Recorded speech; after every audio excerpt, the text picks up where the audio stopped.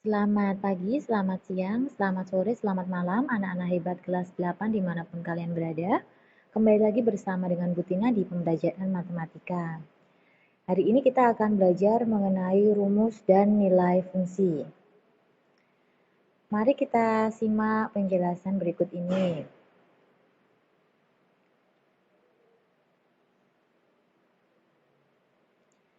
Baik, kita lanjutkan yang kemarin ya. Sekarang kita akan menentukan banyaknya fungsi yang mungkin dari dua himpunan. Jika diketahui banyaknya anggota himpunan A adalah A, maka dapat kita simbolkan, kita tulis N buka kurung A tutup kurung sama dengan A kecil. Dan jika banyaknya anggota himpunan B sama dengan NB sama dengan B, maka banyaknya fungsi yang mungkin dari himpunan A ke himpunan B adalah P sama dengan dibalik anak-anak. Kalau dari himpunan A ke himpunan B berarti B pangkat A. Bu Tina ulang sekali lagi, jika yang ditanyakan banyak fungsi dari himpunan A ke B, maka rumusnya dibalik B pangkat A. Untuk lebih jelas, perhatikan contoh berikut ini. Jika A ini sama dengan 1,2 dan B sama dengan A, B, C, maka tentukan banyaknya fungsi yang mungkin dari A ke B. Ingat, dari A ke B. Berarti kita tulis dulu rumusnya P sama dengan B pangkat A. Kita lihat banyak anggota B berapa? 1, 2, 3. 3 pangkat banyak anggota A. 2. 3 pangkat 2 sama dengan 9. Mudah ya? Nomor selanjutnya. Gambarlah semua diagram panah fungsi yang mungkin dari himpunan A ke himpunan B. Jadi kita buktikan dengan gambar. Jika anggota A ada 2 dan anggota B ada 2 juga, ini mohon maaf ini diberi sama dengan ya. Jadi 2 pangkat 2 ada 4, kita buktikan yuk. Apakah betul banyaknya fungsi dari 2 anggota ini ada 4? Nah, kita lihat diagram panahnya. Ternyata betul ya. Yang pertama modelnya seperti ini, A dan B, keduanya berpasangan dengan 1.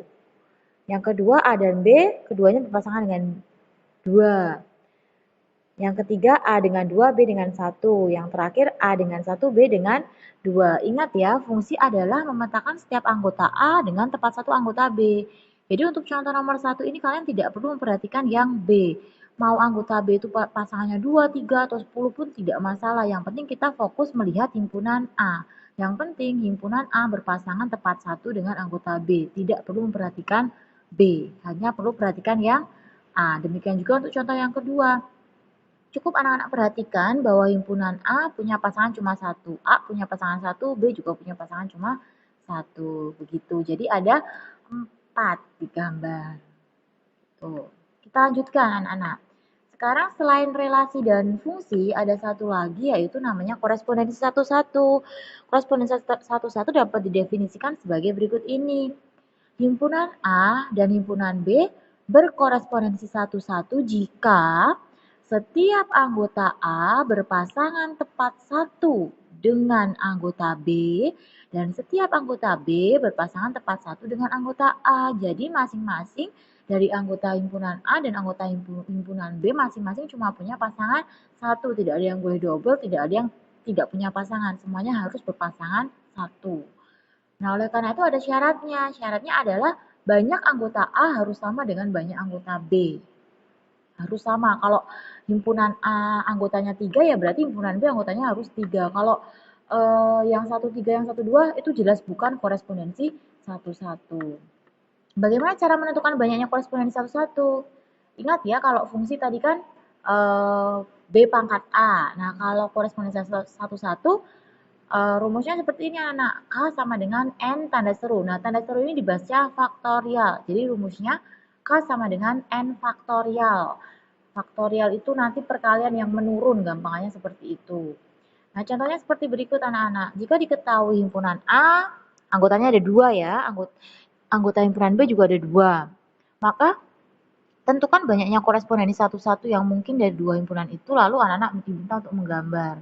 Nah, perhatikan di sini kan cuma ada 2 anggotanya ya, berarti 2 faktorial. Kamu tulis 2 faktorial. 2 faktorial 2 kali 1 sama dengan 2. Begitu. digambar anak-anak. Nah, betul kan? Cuma bisa 2 anak-anak. Gitu.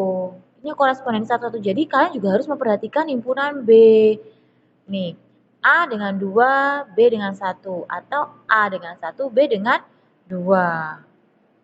Begitu. Kalau seperti ini, anak sebentar, Butina naik ke atas. Nah, coba perhatikan yang ini anak-anak. Yang contoh 1 ini, dia betul fungsi. Tapi apakah dia korespondensi satu-satu? Tidak, karena ada anggota B yang punya pasangan lebih dari 1, dan ada anggota B yang tidak punya pasangan di A. Berarti ini bukan korespondensi satu-satu. Tapi apakah ini fungsi? Ya, ini fungsi. Karena setiap anggota A berpasangan hanya 1. Jadi anak-anak tahu bedanya ya, mana yang korespondensi satu-satu, mana yang fungsi. Kalau yang contoh kedua ini apakah korespondensi satu-satu? Tidak. Karena anggota B ada yang tidak punya pasangan.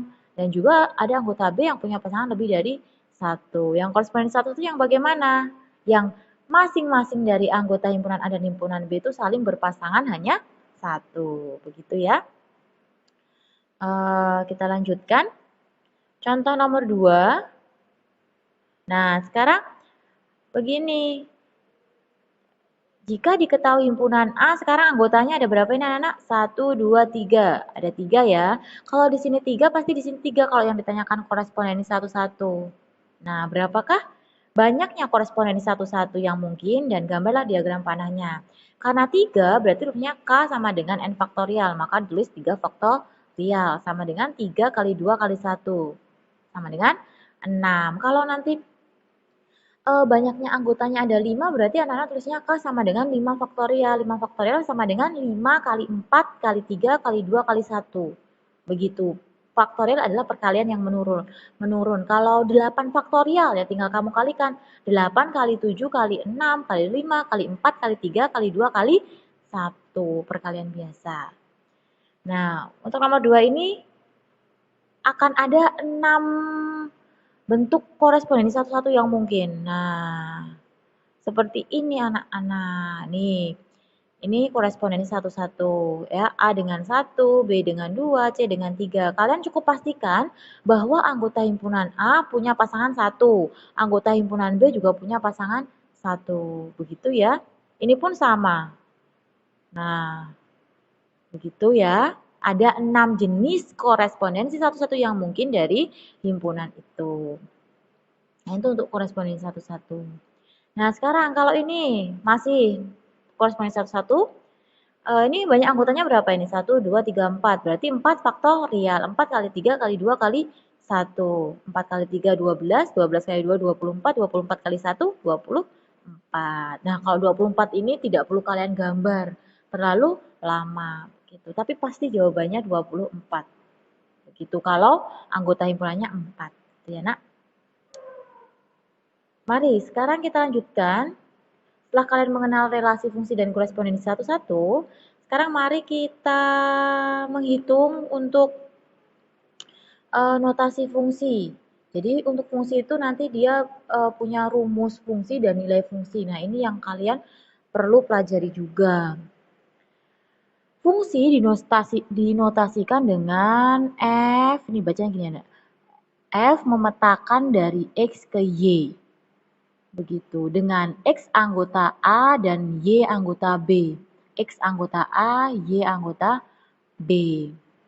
B itu juga bisa disebut daerah hasil atau bayangan. Contohnya, diketahui suatu pemetaan nama lainnya fungsi ya nak. Sama saja, mau suatu fungsi, suatu pemetaan sama saja. Suatu pemetaan F memetakan dari X ke X kuadrat tambah 3. Tentukan daerah hasil fungsi bila daerah asal pemetaannya 0, 2, 4, 5. Berarti nilai X-nya ini.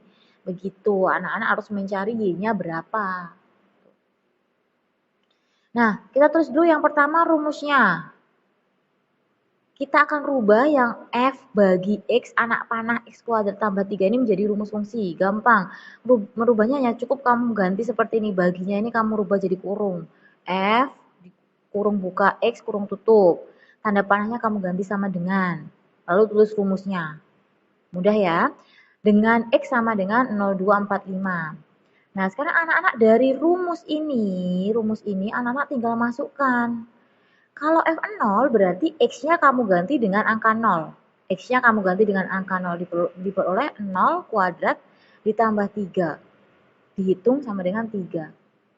Pun sama untuk F2, berarti X-nya kamu ganti 2. X yang ini loh nak, X yang ini kamu ganti 2. 2 kuadrat tambah 3. 4 tambah 3, 7. Lalu F4, nih ya, jadi X-nya diganti 4. 4 kuadrat tambah 3, 19. F5 sama dengan 5 kuadrat tambah 3. Sama dengan 28. Mungkin anak-anak akan bertanya, loh Bu kok 3 tidak ditulis? Kenapa? Karena 3 tidak ditanyakan. Karena 3 bukan daerah asal pemetaan. Jadi anak-anak lihat yang di sini saja gitu. 1 juga enggak karena dia tidak ditanyakan. Yang ditanyakan hanya 0, 2, 4 dan 5. Begitu ya. Jadi daerah hasil fungsinya adalah sama dengan kurung kurawal buka 3, 7, 19, dan 28. Anak-anak mohon ini kurung kurawal ya, bukan kurung buka. Bedakan antara kurung kurawal dan kurung buka. Begitu. Masih fungsi. Sekarang diketahui rumusnya, sudah langsung rumus. Fx sama dengan 3x kuadrat ditambah 2x fx sama dengan 3x kuadrat dikurang 2x dikurang 5. Tentukan nilai f negatif setengah. Berarti nanti x-nya ini anak-anak harus ganti dengan angka negatif setengah. Ya sudah tinggal dimasukkan 3 buka kurung negatif setengah. Begini ya. Dikurangi 2 kali negatif setengah dikurangi 5. Kamu hitung. Yang di dalam kurung dulu, negatif setengah kuadrat sama dengan 1/4. Ingat, min kali min jadinya positif. Dikurangi 2 kali min setengah. Nah, ini kamu hitung ya, ini 3/4 tambah 1. 1 dapat dari mana? Dapat dari min 2 kali min setengah. Coret-coret, min kali min plus. Samakan penyebut, diperoleh negatif 13/4. Mudah ya? Selanjutnya, suatu fungsi f dirumuskan dengan, nah sekarang ini rumus umumnya anak-anak, diberikan sebuah rumus fungsi linier fx sama dengan ax plus b. Diketahui f1-nya sama dengan 3 dan f-3-nya sama dengan 11. Maka tentukan nilai a dan b. Anak-anak harus cari rumusnya ini. Caranya bagaimana? Berikut caranya. Nih, anak-anak tulis dulu diketahui rumus umumnya ya. Nah, terus kita yang langkah pertama akan mengeliminasi nilai b. Caranya begini, kamu cari dulu F1 sama dengan 3, ini akan sama dengan, kita substitusikan, kita ganti X-nya itu jadi 1, lalu sama dengan 3, begitu. Ya. Jadi diperoleh A kali 1, kan 1A ya. Nah, Bu Tina tulis 1A saja. Tambah B sama dengan 3. Yang kedua, F-3, berarti X-nya kamu ganti dengan min 3. X yang ini kamu ganti jadi min 3. Kan dapatnya A kali min 3. A kali min 3 adalah min 3A. Begitu. Ditambah B sama dengan 11. Diperoleh persamaan 1 dan persamaan 2. Lalu kita kurangi agar nilai B-nya hilang. Sementara kita hilangkan dulu. Nah, diperoleh 1 min 3. Kan 4 ya. 4A sama dengan 3 min 11 min 8. A sama dengan min 2. Min 2 dapat dari mana? Dari min 8 dibagi 4. Dapatlah kita nilai A. Lah nilai B-nya dapat dari mana? Dapat dari substitusikan nilai A sama dengan 2 ke salah satu persamaan. Anak-anak boleh pilih persamaan 1 atau persamaan 2. Lah kali ini Bu Tina pilih persamaan 1. Yang ini ya, 1A tambah B sama dengan 3. Bu Tina tulis seperti ini. Angka 1 boleh tidak ditulis. A tambah B sama dengan 3. A-nya kita tadi sudah dapat. A-nya negatif 2, maka kita ganti A menjadi negatif 2. Tambah B sama dengan 3. B sama dengan 3 tambah 2. Kenapa ini tambah? Karena pindah ruas. Negatif pindah ruas jadi positif. Diperoleh B sama dengan 5. Jadi nilai A sama dengan negatif 2 dan B sama dengan 5. Seperti itu anak-anak. Gitu. Nah, ini contoh soal yang terakhir.